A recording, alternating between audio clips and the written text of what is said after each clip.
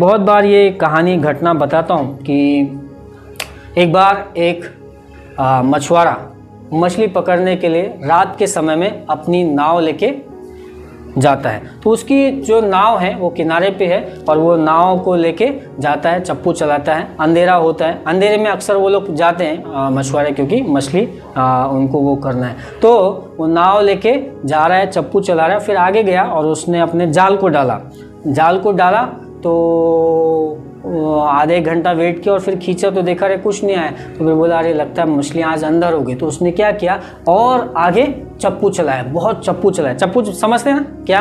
पतवार बहुत चलाया और फिर उसको लगा वो बहुत आगे गया। फिर आगे आया, बोला उसने वापस क्या कर दिया, जाल डाला और उसके बाद में बैठा, इंतजार करा। बैठना पड़ता है ना, मछली आना चाहिए ये वो। तो उसने मछली के लिए जाल डाला और फिर उसके बाद में वापस खींचा तो अरे 1 घंटा हो गया, मछली नहीं है। बहुत परेशान हो, बोला अरे यार लगता है मछली बहुत गहरे में चली गई। तो उसने फिर अपना चप्पू कैसे चलाया है ना, चलाया और आगे चलाया और फिर उसके बाद में बहुत उसको लगा वो बहुत बीच में आ गया। और फिर उसने वापस क्या किया, अपना जाल इस तरफ डाला। बोला इस तरफ डाल के देखता हूँ, शायद इधर अपना आज अच्छा नहीं, इधर डाला, यहाँ पर डाला। 1-2 घंटा बैठा। अब धीरे धीरे क्या हो गई, सुबह होने लगी। तो जब वो उसने खींचा तो देखा रे कुछ भी मछली नहीं। अब धीरे धीरे जब सुबह हो गई तो उसको ये समझ में आया कि रात को उसने जो नाव किनारे पे तो थी, लेकिन उसकी जो रस्सी बंधी थी वो रस्सी खोला ही नहीं। और वो किनारे पे ही उसको अंधेरे में लग रहा है बहुत तेज क्या हो रहा है, बहुत बीच में आया। वो रस्सी जो खूटी जिससे नाव बंधी थी वो खुली नहीं। और उसको क्या लग रहा है, चला बहुत आ गया, बहुत मेहनत किया, बहुत कमाया, अब एक सब चला जाएगा।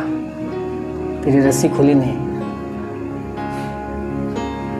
कई बार ऐसी कई रस्सी मेरे माँ बाप ने बांधी होगी, कई बंधन, कई चीज़ें मेरे पुरखाओं ने बांधी होगी। अगर वो नहीं खुलेगी तो मेरे ऊपर आशीष नहीं आएगा।